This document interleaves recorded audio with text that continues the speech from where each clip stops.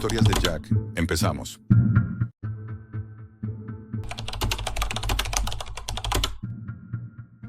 Todo empezó hace unos 6 meses.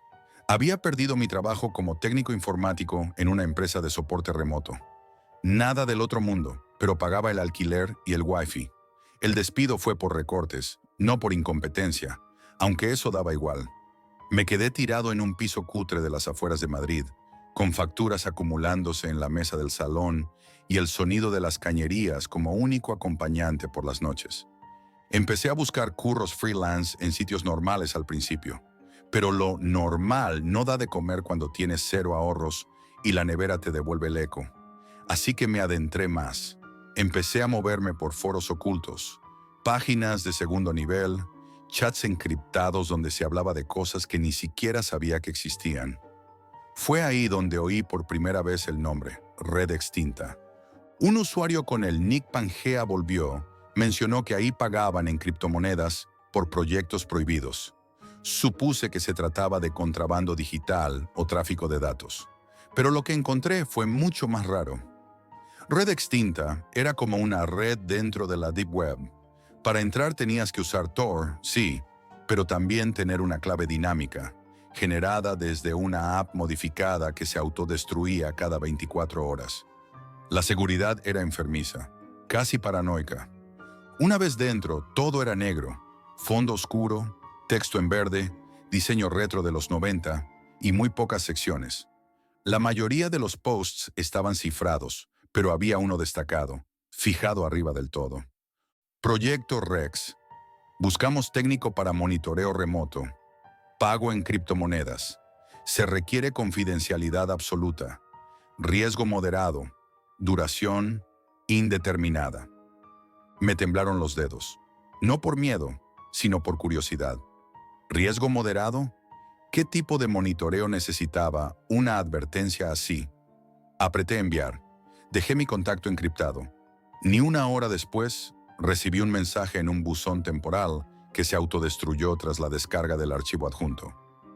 Dentro había un archivo zip con una clave única. Y dentro de ese archivo, planos, diagramas, documentos clasificados y varias grabaciones sin editar. Lo primero que vi fue una imagen que se me quedó clavada en la mente. Un feto reptiliano, gigantesco, flotando en un tanque lleno de líquido verdoso. Tenía escamas, dientes desarrollados y garras afiladas. El título del archivo era Sujeto 7, Etapa 3. Pensé que era CGI, una broma. Pero al abrir los logs térmicos y ver los datos en tiempo real, supe que no era ninguna broma. El latido estaba ahí, las funciones cerebrales activas. Y la ubicación del laboratorio, según las coordenadas, era en algún punto remoto de Siberia. El proyecto se llamaba oficialmente Rex Vivo, Etapa 4. Yo solo tenía que observar. Así de simple. Monitorizar cámaras, revisar logs, controlar los sistemas de soporte de vida. El equipo en tierra jamás se comunicaría conmigo. Todo estaba automatizado y segmentado. Ellos ejecutaban, yo observaba y sobre todo no debía preguntar nada. Las primeras sesiones fueron extrañas. Las cámaras mostraban pasillos vacíos, quirófanos silenciosos y, en el centro del complejo, el tanque criogénico. Dentro, el sujeto 7. Un ser de más de 12 metros, suspendido, inmóvil. Su piel era oscura, grisácea, con un patrón de cicatrices que parecía haber sido cosido de partes distintas. Respiraba. Eso era lo más inquietante. No estaba muerto, solo dormido. Durante varios días no ocurrió nada relevante. Revisaba logs, mandaba informes automáticos y volvía a mi rutina. Café, paranoia, insomnio. Pero a la semana exacta, a las 3:17 de la madrugada, todo cambió. Recibí una alerta roja, temperatura anormal en la sala criogénica. Salté de la silla y abrí la cámara principal. El tanque estaba cubierto de condensación. Dentro, el sujeto 7 movía la cola, lentamente, como si despertara de un sueño larguísimo. Lo siguiente fue aún peor. El ritmo cardíaco se había duplicado. Los latidos eran ahora como golpes de tambor profundos, regulares. La IA del sistema los marcaba como actividad motora espontánea avanzada. Esa noche no dormí. Durante los siguientes días, la situación se volvió más extraña. Recibía nuevos fragmentos de vídeo, muchos sin metadatos. Algunos parecían grabados desde cámaras en cascos, técnicos corriendo por pasillos, luces parpadeando, puertas bloqueadas, y siempre ese sonido, un zumbido grave, profundo, como el temblor que precede a un terremoto. Pero no era un terremoto, era él. Uno de esos vídeos me marcó especialmente. Dura apenas 8 segundos. Un técnico, sudando, susurra: "No debería estar vivo, no debería". Y luego, silencio. Una sombra pasa por detrás, algo enorme, y la cámara cae al suelo. No supe qué hacer. Intenté cerrar la sesión, borrar todo, pero los accesos seguían activos. Y lo peor, me seguían llegando alertas. Una nueva. Anomalía registrada, cámara 6. Abrí la cámara y lo vi. El sujeto 7 ya no dormía. Su ojo del tamaño de un plato estaba abierto. Amarillo, vertical, antiguo. Y no miraba al vacío. Number miraba directamente a la cámara, directamente a mí. Fue entonces cuando lo comprendí. Esto no era un experimento de recuperación genética. Era un arma. Una criatura extinta, revivida, estudiada. Y ahora, despertando. Después de aquella madrugada en la que el sujeto 7 abrió el ojo y me miró, nada volvió a ser normal. Las alertas se volvieron constantes. El sistema empezó a reportar fallos eléctricos, cortes intermitentes de red y, lo más alarmante, interferencias electromagnéticas sin fuente identificada. Eso, en un laboratorio enterrado bajo el hielo siberiano, solo significaba una cosa: algo muy grande se estaba moviendo y estaba interfiriendo con todo. Al principio pensé que era un fallo del sistema, pero entonces empezaron a llegar fragmentos de vídeo sin codificar.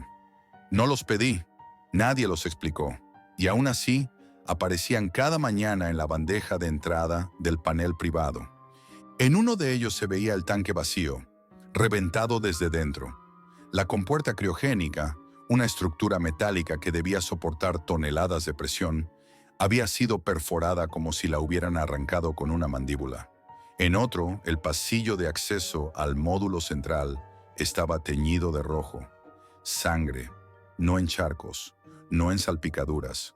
Un reguero, constante, grueso, como si alguien o algo hubiera sido arrastrado vivo.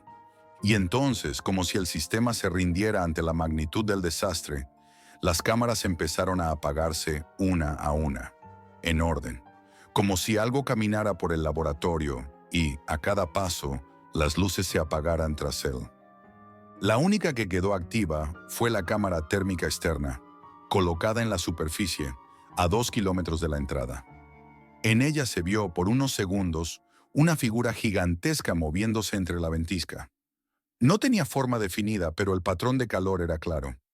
Era un organismo vivo, de más de 12 metros de largo, con una estructura ósea inconfundible. El sujeto 7 había salido. No entendía cómo había pasado. No tenía sentido. ¿Por qué no lo detuvieron? ¿Por qué lo dejaron escapar? Hasta que descubrí algo que no debía haber visto. Mientras exploraba los directorios ocultos del sistema, encontré un acceso a una carpeta restringida. Su nombre: Zoológico de Guerra. Dentro había informes de campo, rutas logísticas, grabaciones de pruebas y algo mucho peor: documentos que describían al proyecto Rex como una prueba de ingeniería bélica para escenarios extremos. Lo estaban diseñando no para conservar, no para estudiar, sino para soltarlo, usarlo, como arma, como miedo puro. Uno de los informes lo dejaba claro. Objetivo: evaluar la adaptabilidad predatoria del sujeto 7 en entornos naturales y urbanos. Capacidad de supervivencia sin intervención directa. Reacción de la población. Viabilidad táctica. La palabra urbano me reventó el pecho. ¿Iban a soltarlo en ciudades? En los días siguientes empezaron a llegar nuevos datos, pero ya no eran de Siberia. Eran señales térmicas captadas por estaciones móviles. El patrón térmico coincidía exactamente con el sujeto 7, primero en Kazajistán, luego en los bosques del norte de Finlandia, después una señal fugaz en Noruega, y finalmente una transmisión anónima desde España, coordenadas 43.09-7.52, Galicia, cerca de Lugo. Entré en pánico. Contacté con el foro, con los administradores del sistema. Nadie respondió. El acceso se bloqueó. La plataforma entera desapareció como si nunca hubiera existido. Ni una traza, como si yo lo hubiera soñado todo. 2 noches después recibí una última transmisión directa.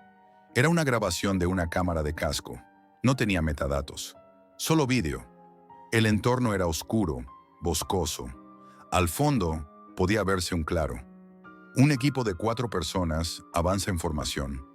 Todos con armamento pesado, no hablaban. Solo respiraban fuerte. Algo los había sacado de control. Y entonces se escucha el temblor, bajo, repetido, como si algo caminara a pocos metros. Y el sonido, no sabría describirlo. No era un rugido como los del cine. Era real. Un estruendo visceral, grave, como si el aire mismo vibrara de miedo. Uno de los soldados empieza a disparar, sin apuntar. Solo dispara, grita, y la cámara cae al suelo. Fin de la grabación. Ese mismo día me llamaron. Fue la primera y única vez que alguien del proyecto me habló. Era una mujer, voz firme, fría, acento del este. Solo dijo: «Estás fuera del protocolo, has visto demasiado, tu acceso será revocado, el proyecto continúa, recibirás el pago». Y colgó. No sabía qué hacer. Cerré todo. Desconecté los discos duros. Quemé los backups. Cambié de dirección. De número. De nombre incluso. Pensé que, si dejaba de mirar, aquello me olvidaría. Pero estaba equivocado. Hace 3 noches, al volver a casa, algo me paralizó. Vivo en las afueras, cerca de un parque urbano, casi un descampado. Era tarde. Hacía frío. Y de repente, el suelo vibró. Solo un segundo. Como si algo muy pesado hubiera pisado con fuerza no muy lejos. Me detuve. Aguanté la respiración. Entonces, desde algún punto del parque, escuché el mismo rugido. No era imaginación. No era un recuerdo. Era el mismo rugido que había oído en los vídeos del laboratorio, en la grabación de Galicia. Y estaba aquí, en mi ciudad. Desde entonces no salgo. Vivo encerrado, con las luces apagadas. Duermo poco. Y cada noche, cuando el viento sopla entre los árboles del parque, juro que lo escucho. Como si algo me estuviera buscando. Como si yo fuera el siguiente. Esto no es una historia de fantasmas. No es ciencia ficción. Es una advertencia. Porque si el proyecto Rex sigue activo, no lo están estudiando. Lo están probando. Y cuando termine la fase de prueba, vendrá la de despliegue. Si has llegado hasta aquí, ahora tú también sabes del proyecto Rex. Déjame un comentario con tu teoría. Suscríbete si quieres seguir explorando los rincones más oscuros de la red y deja tu like si el rugido aún retumba en tu cabeza.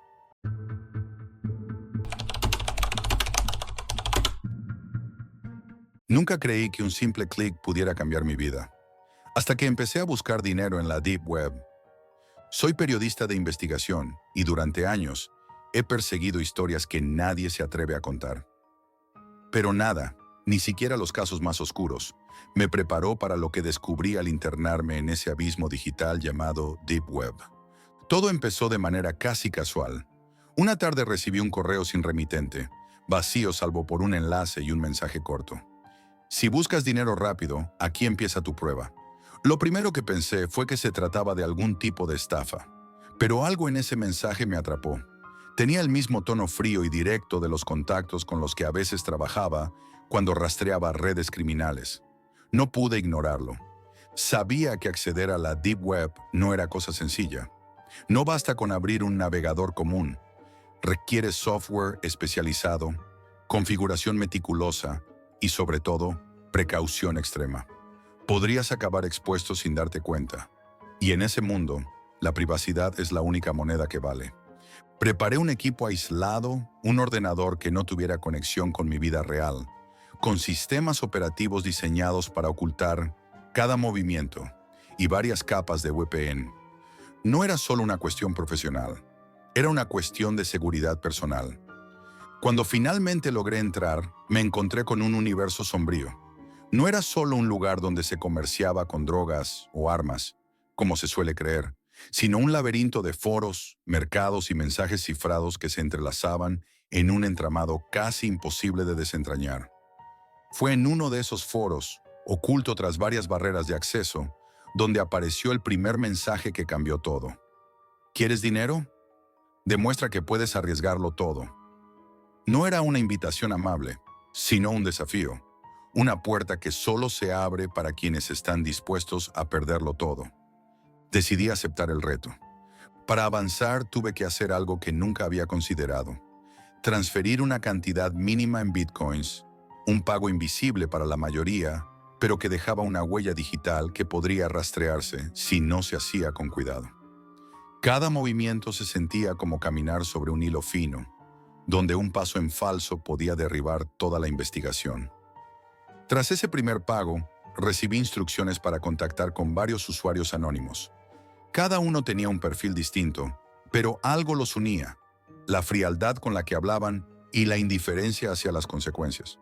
Eran fantasmas digitales, y algunos parecían más interesados en probarme que en ayudar.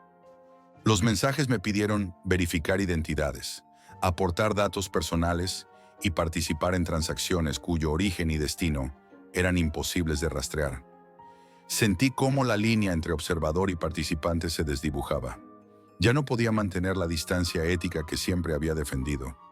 A medida que avanzaba, me topé con historias oscuras que esos mismos usuarios compartían, o mejor dicho, sus sombras digitales. Relatos de personas que habían desaparecido sin dejar rastro después de involucrarse en ese sistema. Algunos dejaron mensajes crípticos, otros simplemente cortaron toda comunicación, y nadie parecía interesado en buscarles. Comencé a notar que no solo se trataba de dinero, sino de control. La Deep Web no es un lugar sin ley. Es un lugar donde las reglas las dictan quienes tienen poder sobre la información y el miedo. Y el miedo estaba en cada rincón. Miedo a perder anonimato, miedo a ser rastreado, miedo a no volver. En una ocasión, me enviaron un archivo cifrado que contenía imágenes y vídeos con testimonios grabados de usuarios arrepentidos o desaparecidos. Nada de efectos ni fantasmas, solo personas reales atrapadas en una red que devora sin misericordia. Me impactó la frialdad con la que describían sus errores y cómo habían sido usados como moneda de cambio. Sentí que estaba entrando en un territorio donde no era solo un periodista. Era un jugador en un juego macabro que funcionaba con sus propias reglas. A cada paso, el dinero prometido parecía menos importante que no ser la próxima víctima. Durante semanas me mantuve conectado, siguiendo pistas, descifrando mensajes y observando cómo las piezas de aquel rompecabezas oscuro encajaban en un sistema de poder invisible, implacable y silencioso. Había algo en ese lugar que no solo absorbía tu dinero, sino también tu voluntad. Y ahí estaba yo, atrapado entre la necesidad de contar la verdad y el temor a que esa verdad me silencie para siempre. Así comenzó mi descenso a un mundo donde cada clic podía ser el último. Lo que al principio parecía un desafío digital, pronto se transformó en una pesadilla real, palpable, con un peso que no podía ignorar. Cada prueba a la que me enfrentaban era más inquietante que la anterior, y no solo por lo peligroso, sino por la sensación creciente de estar cruzando límites que no podía devolver atrás. Me pedían que hiciera cosas que rozaban la ilegalidad, que implicaban traicionar mis principios y poner en riesgo mi propia seguridad. Pero el incentivo seguía ahí, la promesa de dinero rápido y sin preguntas. Conocí a varios de esos jugadores de la Deep Web a través de mensajes encriptados. Algunos parecían simples usuarios buscando un ingreso extra. Otros mostraban una dureza escalofriante. Personas que habían dejado atrás cualquier moral para sobrevivir. Sus historias eran fragmentos de desesperación, violencia y secretos oscuros que parecían surgir de un pozo sin fondo. Un día, recibí un mensaje que contenía un archivo de audio distorsionado. La voz al otro lado hablaba con un tono apagado y nervioso, contando cómo alguien cercano había desaparecido después de involucrarse demasiado en esa red de apuestas y riesgos.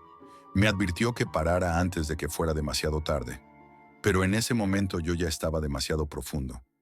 El dinero comenzó a llegar, sí, pequeñas cantidades, a veces más grandes, enviadas a monederos digitales que cambiaban constantemente. Pero con cada transferencia sentía que perdía algo más que cifras en una pantalla. Perdía la sensación de control, la seguridad de poder salir cuando quisiera. Las desapariciones se hicieron un patrón. Algunos contactos con los que hablaba desaparecían sin aviso. Sus perfiles se borraban y cualquier intento de rastrearlos se encontraba con muros digitales infranqueables. Me empecé a preguntar si esos que desaparecían simplemente se habían ido, o si algo más siniestro había detrás. Una noche tras recibir una nueva prueba, el miedo me golpeó con fuerza. El desafío consistía en verificar la identidad de un tercero para acceder a una cuenta que supuestamente contenía una gran cantidad de dinero. El problema era que esa persona parecía real, con familia y trabajo, y al investigar un poco, me di cuenta de que estaba siendo involuntariamente arrastrada a este mundo oscuro. Sentí que me había convertido en un engranaje más de una máquina sin rostro, donde la ética y la humanidad eran sacrificadas en nombre del dinero invisible. Los mensajes que me enviaban eran cada vez más crípticos y amenazantes. Supe entonces que no era solo un juego ni un experimento periodístico. Era una trampa. La Deep Web tenía sus propias reglas, y una de ellas era que una vez dentro, no se salía fácilmente. Entonces apareció esa última prueba en mi pantalla, sin avisos, sin advertencias. Solo una serie de instrucciones que requerían un compromiso total, la última apuesta. Mi corazón se aceleró. Sabía que estaba ante una decisión que podía cambiarlo todo.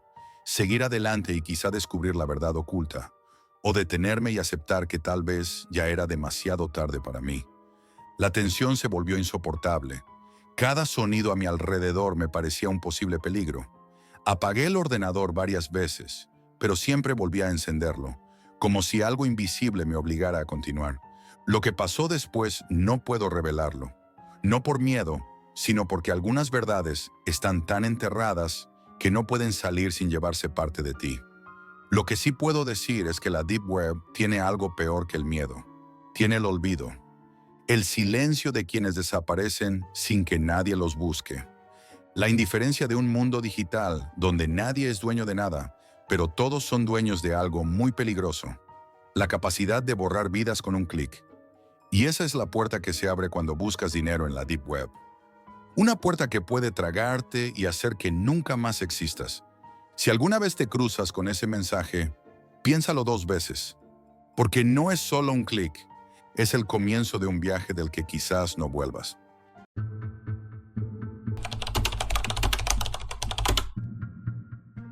Esto es real. Es el tipo de terror que no se puede ver, pero que se siente en la piel, en el pecho, como un puñal frío que no te deja respirar. Todo empezó hace poco más de un mes. Una noche cualquiera, aburrido y sin planes, me puse a navegar sin rumbo en Internet. Ya sabes, lo típico, redes sociales, videos, noticias. Pero esa noche, algo dentro de mí me empujó a buscar algo diferente, algo que me sacara de la rutina. Fue entonces cuando me hablaron de la Deep Web, un lugar oculto bajo la superficie de la Internet que usamos todos los días. Un mundo secreto al que solo se accede con herramientas especiales, donde circulan cosas que nadie debería ver y donde las reglas desaparecen. Al principio dudé, pero la curiosidad pudo más. Instalé el software necesario, me informé sobre cómo navegar sin dejar rastro y me adentré en ese universo paralelo. No fue inmediato, ni fácil. La Deep Web es un laberinto oscuro y silencioso, lleno de enlaces rotos, foros escondidos y conversaciones encriptadas. Después de horas saltando entre páginas con nombres imposibles y buscando referencias, Encontré lo que estaba buscando: un foro privado, un mercado digital donde se ofrecían drogas ilegales, pero no simples drogas, sino sustancias que parecían de otro mundo, difíciles de encontrar en la superficie, con calidad garantizada y sin la menor sospecha de adulteración. Me hice pasar por comprador y, sorprendentemente rápido, me aceptaron en un chat privado. Allí conocí a varios traficantes, pero no eran como los que imaginaba. No eran tipos violentos ni alocados, sino personas meticulosas, profesionales que hablaban en códigos y siempre con un nivel de seguridad que daba miedo. Sus métodos eran fascinantes y escalofriantes a la vez. Usaban criptomonedas para que nadie pudiera rastrear los pagos. Tenían puntos de recogida repartidos por la ciudad, donde solo dejaban paquetes sin contacto y hasta servicios para eliminar cualquier huella digital o física. Acepté hacer un pedido pequeño, solo para probar y entender cómo funcionaba todo. Me enviaron instrucciones precisas. Tenía que ir a un barrio apartado de la ciudad, a una cafetería vieja, y recoger un paquete en un contenedor de basura justo a las 2 de la madrugada. Sin hablar con nadie, sin llamar la atención, llegué nervioso, con el corazón a mil. Recogí el paquete, que estaba envuelto en plástico negro, sin ninguna etiqueta ni indicio de lo que había dentro. Volví a casa y abrí el paquete con manos temblorosas. Dentro había lo que esperaba: una bolsita con una sustancia blanca y fina.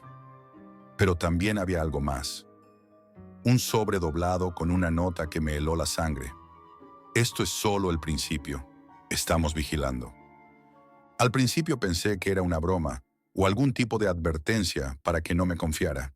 Pero entonces empezaron a suceder cosas que me hicieron entender que no estaba jugando con nadie.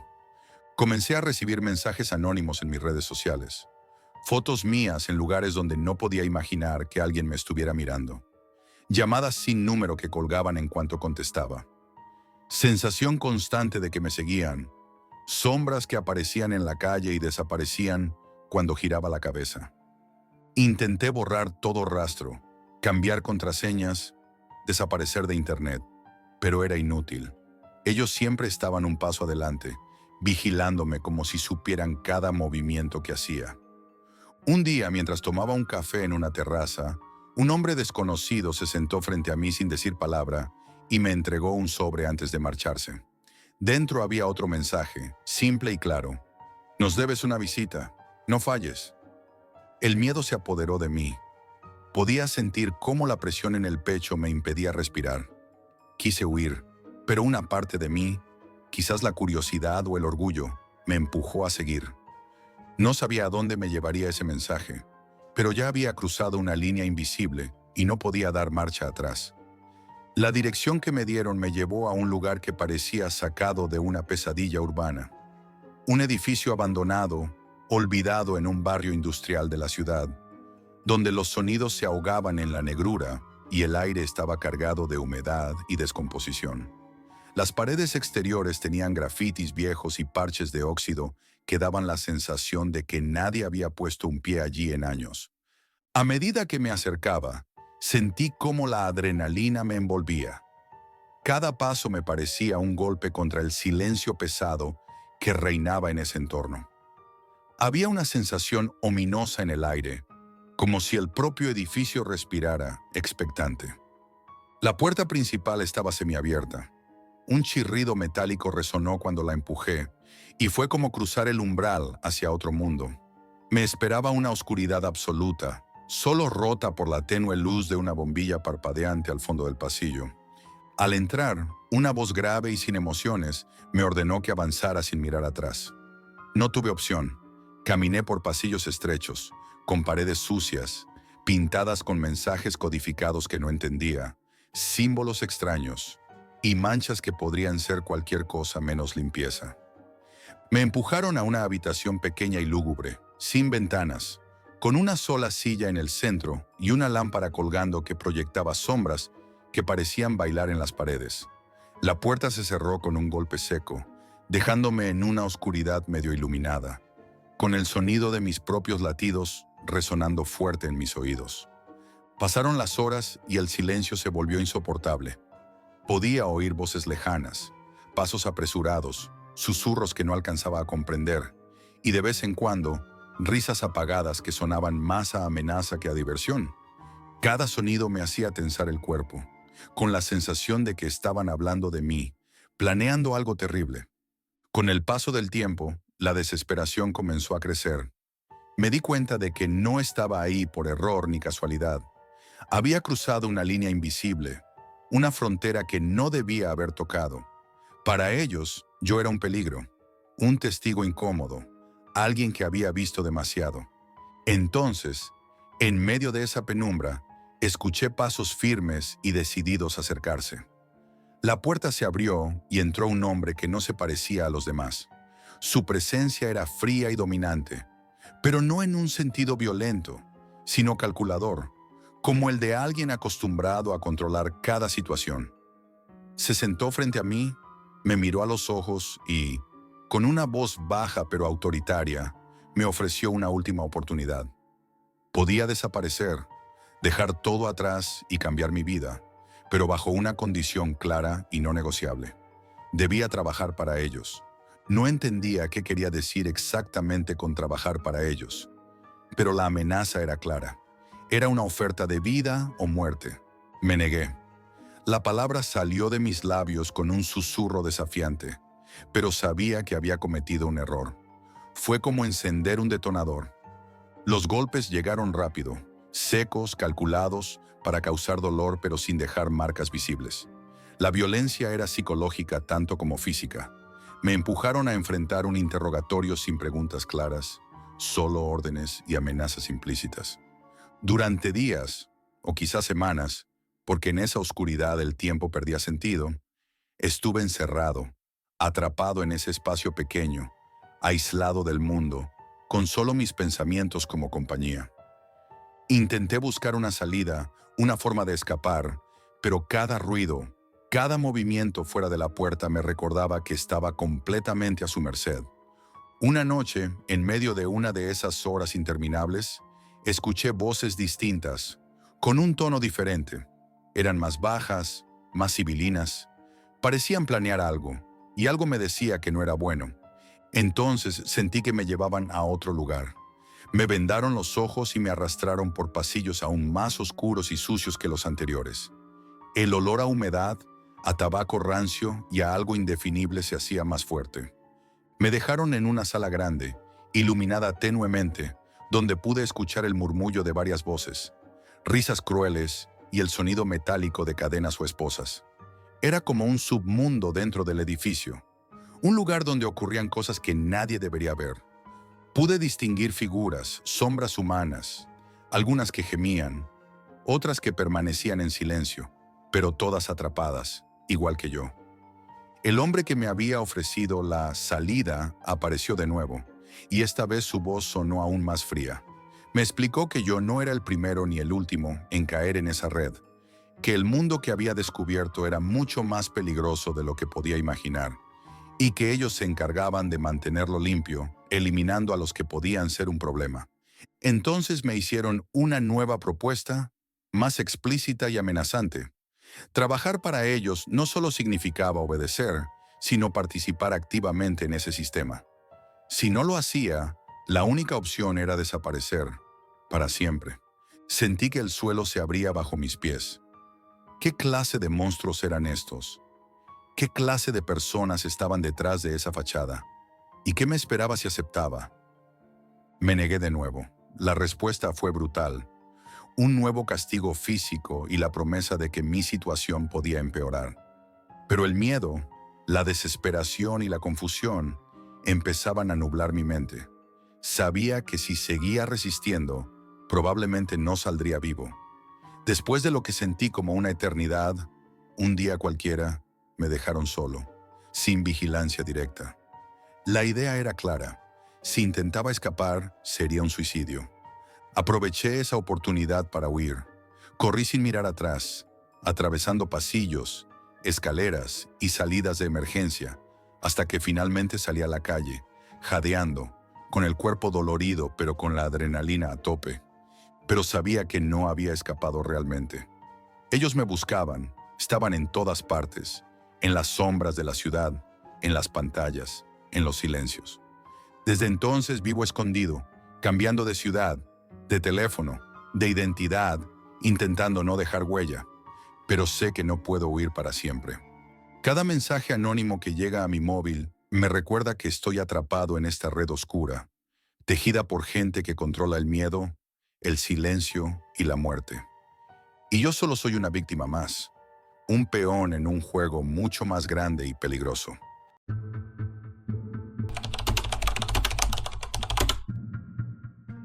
Nunca deberías comprar algo cuando no sabes lo que hay dentro, y menos si viene de la Deep Web. Nunca imaginé que mi curiosidad me llevaría a vivir una pesadilla que todavía no termina.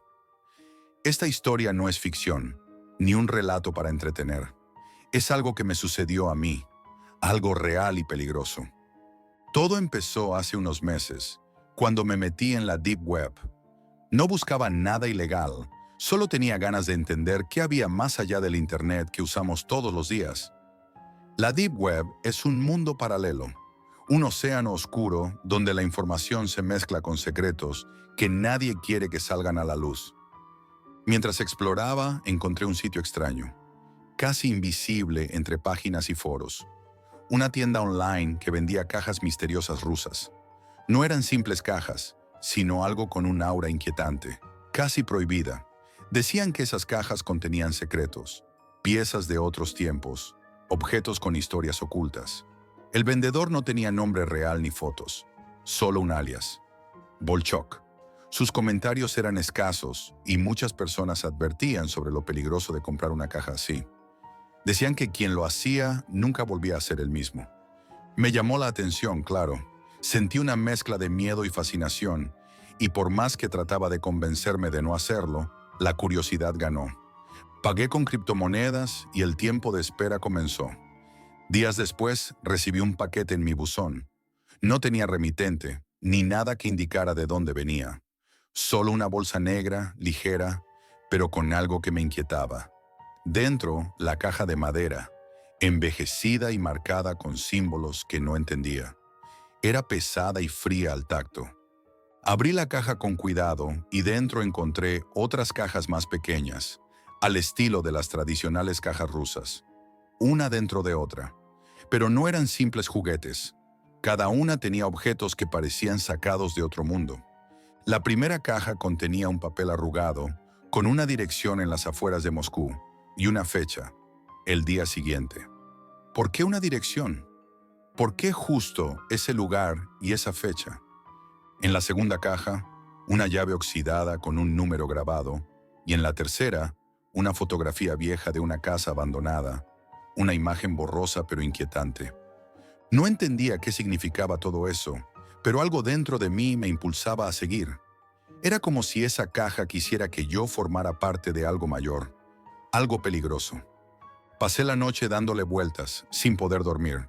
La dirección, la llave, la foto, todo parecía un mensaje cifrado.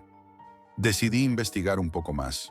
Busqué la dirección en internet y confirmé que existía una casa abandonada justo allí, en las afueras de Moscú. Parecía un lugar común para desaparecer del mundo.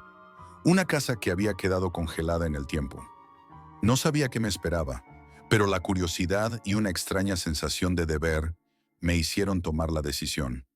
Al día siguiente, cogería un vuelo barato a Moscú y visitaría ese lugar. El viaje fue largo y solitario. Al llegar, el frío era intenso, más de lo que esperaba para la época del año. Me dirigí hacia la dirección, sintiendo un peso en el pecho que no podía explicar. La casa estaba peor de lo que imaginaba. Ventanas rotas, paredes agrietadas y el silencio absoluto de un lugar olvidado. La puerta principal estaba cerrada, pero justo detrás había una puerta trasera con una cerradura vieja. Recordé la llave que había encontrado y la saqué con manos temblorosas. Encajó perfectamente. Al abrir la puerta, un olor nauseabundo me golpeó la nariz. Humedad, moho y algo metálico que no conseguía identificar. Encendí la linterna del móvil y vi una habitación oscura y vacía, con un polvo tan grueso que casi podía sentirlo en el aire. En una esquina, Un pequeño cofre de madera idéntico a las cajas que había abierto. Me acerqué y con cuidado lo abrí. Dentro había documentos, fotos y una carta manuscrita. Las fotos mostraban personas desaparecidas, algunas con fechas que se remontaban a años atrás. La carta hablaba de un grupo que usaba la Deep Web para enviar mensajes cifrados y denunciar crímenes que las autoridades ignoraban. Las cajas rusas eran una forma de implicar a extraños, de convertirlos en piezas claves para revelar esas verdades ocultas. Yo había sido elegido sin saberlo. Sentí un escalofrío recorrer mi espalda. No estaba ante un juego ni una broma. Esto era real y peligroso. Salí de la casa con más preguntas que respuestas, con la sensación de que alguien en algún lugar me estaba observando. De vuelta al hotel, revisé los objetos otra vez. Empecé a entender que cada caja, cada objeto, era una pieza de un puzzle que alguien quería que yo armara. Pero también comprendí que esa caja, esa experiencia, me había metido en un mundo donde no hay vuelta atrás. Después de aquella visita a la casa abandonada en Moscú, nada volvió a ser igual. Al principio, creí que todo había acabado. Pero pronto empecé a notar pequeños detalles extraños en mi día a día, pequeños ruidos en el apartamento, luces que parpadeaban sin razón, objetos que parecía que cambiaban de lugar. Pensé que era paranoia, fruto del cansancio y del estrés. Pero conforme pasaban los días, las señales se hicieron más claras y perturbadoras. Una noche, al regresar a casa, encontré la puerta entreabierta. No había señales de robo ni violencia, pero sentí que alguien había estado allí, observándome. Revisé todas las habitaciones, pero no encontré nada fuera de lugar, salvo un sobre sin remitente sobre la mesa. Dentro había fotos mías, fotografías tomadas en diferentes momentos del día, incluso cuando pensaba que estaba solo. Parecían hechas desde la calle, desde lugares cercanos a mi casa. Junto a las fotos, una nota escrita a mano decía: «No te detengas, la verdad te está esperando». El miedo me paralizó por un momento. ¿Quién podía estar vigilándome? ¿Qué querían de mí? Decidí seguir investigando. Busqué más información sobre las personas que aparecían en aquella carta manuscrita que encontré en la casa abandonada. Descubrí que todas habían desaparecido sin dejar rastro, en circunstancias muy sospechosas. La policía no había resuelto ninguno de esos casos, y las familias habían quedado sin respuestas. Cada nueva pista que encontraba parecía un callejón sin salida. Pero también me di cuenta de algo. Esas desapariciones estaban conectadas con un grupo que luchaba contra la corrupción y la impunidad, y que usaba la Deep Web para denunciar lo que la justicia ignoraba. Volví a abrir la caja rusa que había recibido al principio. En una de las últimas cajas encontré un objeto que no había visto antes. Un pequeño dispositivo electrónico, parecido a un USB, pero con un diseño antiguo y desgastado. Lo conecté con miedo a mi ordenador. Lo que apareció me dejó helado. Había vídeos grabados en secreto, reuniones clandestinas donde se hablaba de sobornos, chantajes y crímenes cometidos por personas con mucho poder. También audios con nombres y lugares que no debía conocer. El grupo que enviaba las cajas estaba tratando de exponer esas verdades, pero advertían que quien se involucrara demasiado podía desaparecer, como aquellos que habían enviado la carta. Durante días las amenazas empezaron a ser más directas. Recibí llamadas sin respuesta, mensajes con números desconocidos, y en las calles notaba miradas que me seguían. En una ocasión encontré marcas en la puerta de mi casa, como si alguien hubiera intentado forzar la entrada. Grabé todo lo que pasaba, como si esperar capturar algo me diera seguridad. Pero una noche, mientras revisaba los vídeos en mi salón, escuché un ruido fuerte en la ventana. Al acercarme, vi una sombra desaparecer entre la oscuridad. No pude dormir en varios días. La paranoia me consumía y sentía que el peligro estaba cada vez más cerca. Finalmente, una madrugada, alguien tocó la puerta de mi apartamento con fuerza y urgencia. No abrí. Llamé a la policía, pero llegaron demasiado tarde. Al día siguiente, la caja rusa que guardaba con tanto cuidado estaba abierta y vacía. La policía no pudo encontrar pistas ni huellas. Desde entonces vivo con un miedo constante. Sé que esa caja y todo lo que contenía está en algún lugar, posiblemente en manos de alguien que no dudaría en usarlo para sus propios fines. A veces siento que me observan, que escuchan mis movimientos, que cualquier paso en falso puede ser el último. He pensado en desaparecer, en olvidar todo, pero sé que eso no es posible, porque hay secretos que, cuando se descubren, no se pueden esconder. Y hay verdades que quien las busca termina pagando un precio muy alto. Si estás escuchando esto, si alguna vez te encuentras con algo parecido, piénsalo 2 veces. Porque a veces, el verdadero terror no es lo que ves, sino lo que no ves, y lo que alguien está dispuesto a hacer para que nunca lo cuentes.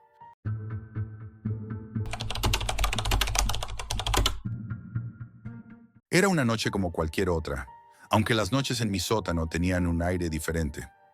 No porque fuera un lugar misterioso ni mucho menos, pero por alguna razón siempre me sentí como si estuviera en el centro de algo, en el epicentro de un universo virtual, como si estuviera un paso más cerca de algo que nadie más veía. Pero esa noche, esa maldita noche, la curiosidad me llevó a un lugar de donde no pude regresar. Mis amigos y yo nos conocíamos desde hace años, y si algo teníamos en común, además de nuestra amistad, era el aburrimiento. Nada nos emocionaba ya, ni los videojuegos de siempre, ni las redes sociales.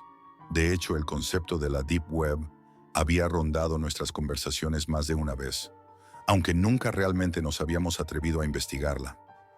Eso hasta esa noche. ¿Sabían que en la Deep Web hay cosas que ni siquiera podrían imaginar? Zrenia, pregunté, mientras revisaba mi computadora en el viejo escritorio del sótano. Sam, como siempre, fue el primero en lanzarse a la aventura.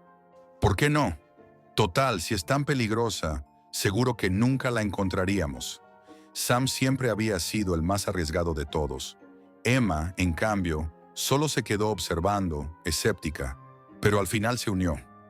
Lily, la más racional, fue la última en acceder. Y fue entonces cuando nos encontramos con algo que jamás habríamos deseado. Un mensaje extraño apareció en mi pantalla. ¿Estás listo para jugar?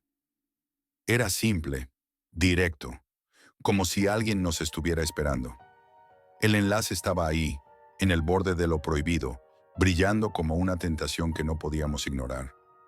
No éramos tontos. Sabíamos que este tipo de cosas en la Deep Web no solían ser triviales. Pero como siempre, la curiosidad nos llevó a ignorar nuestra intuición. Vamos, solo un vistazo, dije. No hay marcha atrás, pero siempre podemos salir si nos sentimos incómodos. Nadie dijo nada, pero el silencio fue suficiente para que todos aceptáramos el desafío. El enlace nos condujo a una página con un fondo negro azabache y letras rojas que parpadeaban. El juego mortal. La página era inquietantemente simple, pero al mismo tiempo, algo en su estética me atrapó. Las reglas eran ambiguas, una mezcla de advertencia y desafío. Decían que el juego nos llevaría a una nueva dimensión, a un mundo más allá de lo visible, que habría pruebas, pero solo los valientes podrían continuar. ¿Quién se atreve a comenzar? Zrenia preguntó una ventana emergente. Yo, sin pensarlo, acepté. Después de todo, ¿qué tan peligroso podía ser algo que parecía tan planeado? Nos pusimos las gafas de realidad virtual y de inmediato el mundo físico desapareció. Lo que siguió fue lo más extraño y aterrador que jamás imaginé. El aire se volvió denso, como si estuviéramos respirando algo pesado, y la pantalla frente a nosotros comenzó a mostrar un paisaje oscuro, un bosque que se extendía hasta donde no podíamos ver. Las luces que alguna vez estuvieron presentes se apagaron, y el único sonido que se oía era el crujir de las ramas que se movían con el viento. A medida que caminábamos por el oscuro bosque, las reglas del juego se fueron haciendo más y más claras. Todo lo que nos rodeaba parecía estar en constante cambio. Las sombras se alargaban, como si el propio paisaje tratara de devorarnos, y las figuras fantasmales que se cruzaban en nuestra visión no eran parte del paisaje, sino de algo mucho más macabro. Al principio, las pruebas parecían inofensivas. Buscar objetos, resolver acertijos, quizás con un toque de tensión, pero nada más. Pero pronto nos dimos cuenta de que el juego tenía una agenda propia, algo más grande y más oscuro que lo que estábamos dispuestos a enfrentar. La primera prueba nos llevó a un claro en el bosque. Allí, en el centro, había un pedestal con un cuchillo oxidado. Las instrucciones fueron claras. Corta lo que más valoras para avanzar. Lily fue la primera en apartarse. Esto no está bien. Es solo un juego, dijo, pero sus palabras no calmaron el creciente miedo en nosotros. Sam, arrogante y confiado, se acercó al pedestal, cogió el cuchillo y lo levantó con una sonrisa desafiante. Pero justo cuando el filo del cuchillo tocó la superficie del pedestal, el mundo a nuestro alrededor cambió. El cielo se oscureció, y las sombras que antes eran árboles ahora parecían criaturas que nos acechaban. Los árboles se torcían como si tuviesen vida propia. Un grito desgarrador llenó el aire, una mezcla de desesperación y furia, y la visión de Lily, quien estaba más cerca del pedestal, comenzó a distorsionarse. Sam, sin pensarlo, intentó correr, pero el suelo bajo nuestros pies comenzó a desmoronarse. La tierra se agrietó, y con cada paso que dábamos, parecía que el mundo se desmoronaba más y más. Algo nos observaba desde la oscuridad, algo que no queríamos ni imaginar. Lo que pasó a continuación no tiene sentido lógico. Cada uno de nosotros empezó a ver cosas que no estaban allí. Lo primero que vi fue a Sam, pero no era el Sam que conocía. Era una versión distorsionada, con ojos vacíos y una sonrisa grotesca. Intentó hablar, pero sus palabras no tenían sentido, solo una risa maníaca. Emma fue la siguiente. Su rostro se congeló en una expresión de horror cuando, en la distancia, vio una figura que se acercaba lentamente. Era la figura de alguien a quien conocíamos. Pero ¿cómo podía ser esto real? La figura empezó a correr hacia ella, y antes de que pudiera moverse, algo le susurró al oído.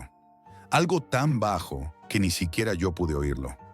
Pero el terror en su rostro fue suficiente para saber que no se trataba de un juego. Intenté hablar, gritarles que saliéramos, pero mi voz se ahogaba, atrapada por una sensación opresiva, como si todo el aire de la habitación fuera absorbido por la neblina que se extendía ante nosotros. Los árboles nos rodeaban, pero no podíamos ver más allá de un par de metros, como si el bosque mismo nos estuviera devorando poco a poco. Las pruebas continuaron, pero no de la manera que esperábamos. Ya no era solo resolver acertijos. Ahora eran pruebas de supervivencia.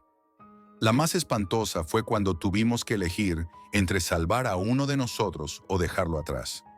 El juego nos obligaba a tomar decisiones horribles, a traicionar nuestra humanidad. Sam, quien había sido el primero en mostrarse confiado, comenzó a cambiar. Sus ojos ya no eran los mismos.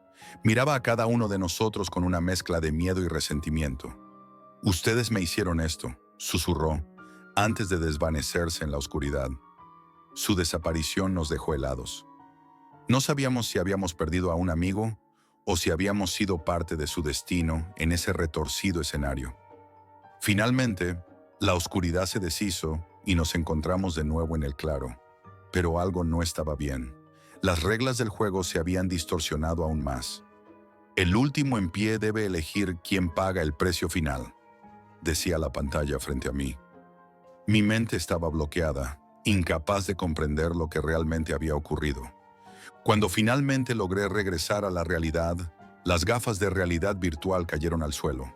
El sótano estaba en silencio, pero había algo extraño. Algo palpable, como si el aire estuviera impregnado de una tensión que nunca antes había estado allí. La laptop estaba apagada, pero al abrirla de nuevo, descubrí algo que me heló la sangre. Una carpeta que contenía grabaciones. Pero no grabaciones de lo que habíamos hecho en el juego. Number eran grabaciones de nuestra vida real, momentos que no recordábamos, momentos en los que algo nos estaba observando, esperando. Y lo peor de todo era que al abrir la última grabación, la imagen de Sam apareció en la pantalla. Su rostro descompuesto, con los ojos vacíos, mirando directamente hacia mí. «Te espero», dijo, con una sonrisa rota, antes de que la pantalla se oscureciera por completo. No estaba seguro de lo que había vivido. ¿Era real? ¿O todo fue parte de un juego? Lo único que sabía con certeza era que algo más nos estaba esperando en ese rincón oscuro de la Deep Web. Algo que aún no había terminado con nosotros. Y ahora esa cosa me estaba buscando a mí.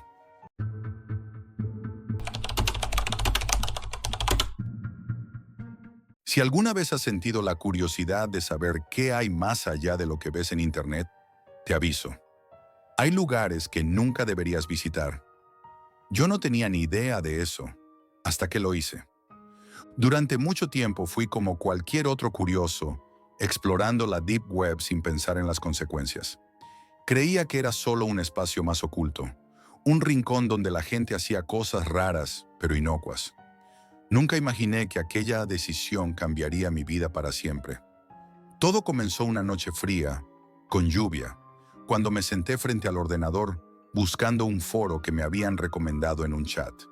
Me dijeron que allí se hablaba de lugares prohibidos, sitios secretos dentro de la Deep Web donde casi nadie se atrevía a entrar. Decían que esos lugares guardaban secretos que podían arruinarte. No me lo tomé en serio, claro. La curiosidad pudo más. Accedí por primera vez a lo que llamaron el archivo del olvido. Nada más abrirlo, sentí una mezcla de expectación y una extraña sensación de inquietud. Era una especie de biblioteca digital, donde almacenaban documentos, vídeos, grabaciones. Pero no eran archivos normales. Allí había pruebas de desapariciones, espionaje ilegal y delitos que nunca salieron a la luz pública, como si alguien estuviera ocultando la verdad del mundo. Recuerdo un vídeo que me heló la sangre. Mostraban a un periodista que había tratado de destapar una red corrupta en la policía. En el vídeo se le veía hablando con alguien, explicando sus pruebas. Días después desapareció. Saber que ese hombre existió y que allí estaba su última grabación fue algo que me marcó. No había monstruos ni fantasmas, solo la evidencia brutal de que alguien había borrado a esa persona del mundo real. Intenté cerrar la página, pero fue imposible. La pantalla empezó a parpadear y apareció un mensaje que decía: "No eres bienvenido aquí". El ordenador se bloqueó por minutos y tuve que reiniciarlo de urgencia. Fue mi primera experiencia con la parte hostil de la Deep Web. No solo esconde secretos, también protege esos secretos con amenazas digitales muy reales. Cuando recuperé el control, seguí explorando. Encontré entonces el Mercado de Sombras, un sitio que parecía un bazar macabro. Allí se vendía todo lo inimaginable: datos personales robados, documentos falsos, armas ilegales y hasta órganos humanos. Era una subasta sin moral ni ley. Vi una lista con paquetes completos de información bancaria, nombres, direcciones y fotos. Era escalofriante pensar que cualquier persona podía comprar esos datos para arruinar la vida de alguien. En un chat, un usuario me escribió: "No todo el mundo sale vivo de aquí". No le presté atención, pero esas palabras quedaron grabadas en mi mente. La sensación de peligro empezó a crecer. No solo estaba viendo la parte oscura, estaba empezando a sentirla cerca. Luego descubrí algo que jamás habría imaginado: el refugio de los sin nombre.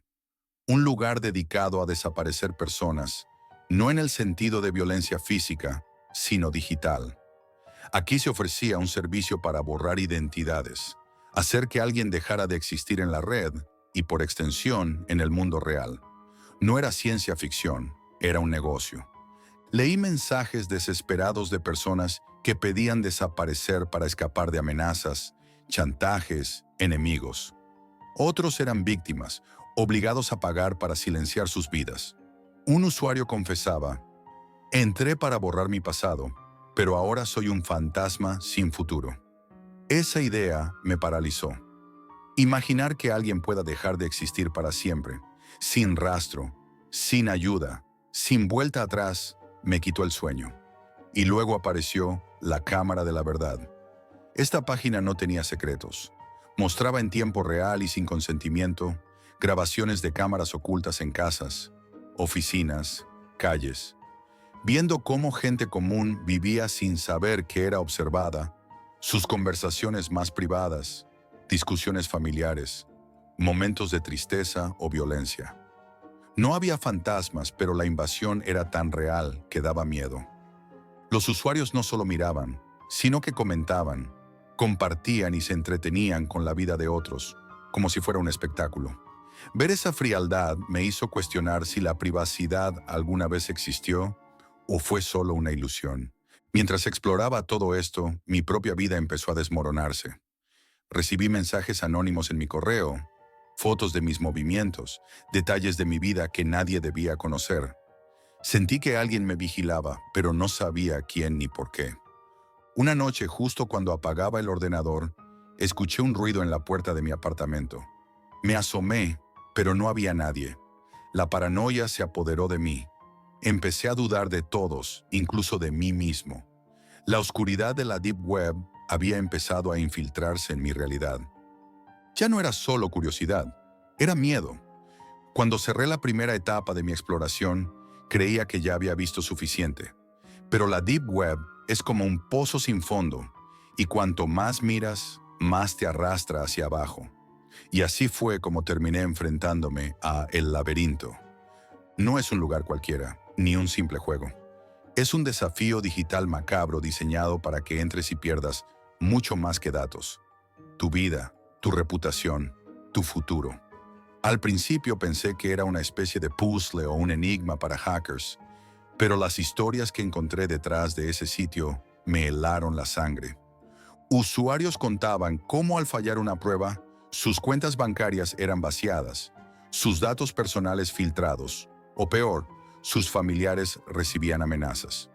Una mujer explicó cómo perdió la custodia de su hijo porque sus enemigos usaron la información que había dejado expuesta en el laberinto. No era un juego, era un castigo digital con consecuencias reales y devastadoras. Una noche, casi di el paso para entrar y aceptar uno de sus desafíos, impulsado por una mezcla de orgullo y curiosidad morbosa. Pero un miedo antiguo, profundo, me paralizó. Fue como si una voz interna me gritara que estaba a punto de cruzar una línea de la que no hay retorno. Me retiré, pero el daño ya estaba hecho. Esa noche empecé a recibir mensajes más directos, más personales. Alguien estaba jugando conmigo, sabía todo sobre mí y me advertía con frases que no eran simples palabras, eran amenazas veladas. Entonces apareció el santuario de la desinformación. Si pensaba que ya había visto lo peor, estaba equivocado. Este sitio era un caldo de cultivo para mentiras, teorías conspirativas y propaganda diseñada para manipular mentes y controlar sociedades. Allí vi cómo se fabricaban noticias falsas que luego eran propagadas en redes sociales y medios tradicionales, engañando a millones. Usuarios se peleaban por defender mentiras, mientras otros buscaban destruir reputaciones usando solo palabras. Era la guerra moderna, pero en un campo invisible y mortal.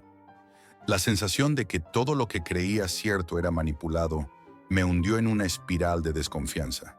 Comencé a cuestionarlo todo, hasta la realidad que me rodeaba.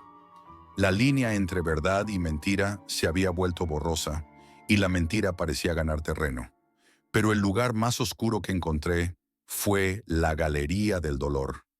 No quiero ni imaginar cómo alguien puede crear un espacio así.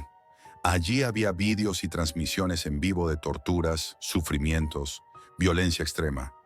No eran actores ni ficción, eran personas reales, víctimas de redes criminales que operaban sin control ni compasión. Vi testimonios en vivo, gritos ahogados, súplicas que jamás deberían haberse escuchado. La crueldad humana en su forma más pura y despiadada. No pude soportar más de unos minutos y tuve que apagar el ordenador, con el corazón latiendo tan fuerte que creí que explotaría. La Deep Web me había mostrado no solo secretos, sino el lado más cruel y despiadado del ser humano. Pero lo más perturbador no fueron los sitios, sino lo que me pasó después. Los mensajes anónimos se convirtieron en llamadas telefónicas sin voz, apariciones fugaces de desconocidos cerca de mi casa, sombras que sentía siguiéndome. Sabía que estaba marcado, que alguien quería que dejara de investigar, que olvidara todo. Empecé a desconfiar hasta de mis propios pensamientos. La paranoia me envolvió. ¿Era real todo esto o solo mi mente fracturándose bajo la presión? Pero cada prueba, cada mensaje, cada amenaza confirmaba que la línea que separa lo digital de lo real es más delgada de lo que imaginamos. Después de todo, comprendí que la Deep Web no es solo un lugar. Es un espejo oscuro que refleja lo peor de nuestra sociedad, sin filtros ni castigos. Un abismo donde las leyes no existen y donde la humanidad parece perderse. Nunca más volví a mirar tan profundo, porque hay verdades que destruyen más rápido que cualquier pesadilla. Y si tú alguna vez sientes la tentación de entrar en esos rincones prohibidos, te lo repito, no lo hagas. No por miedo a fantasmas, sino porque la realidad puede ser más aterradora de lo que imaginas. Esto es todo por hoy, amigos, y recuerden, la realidad siempre supera a la ficción.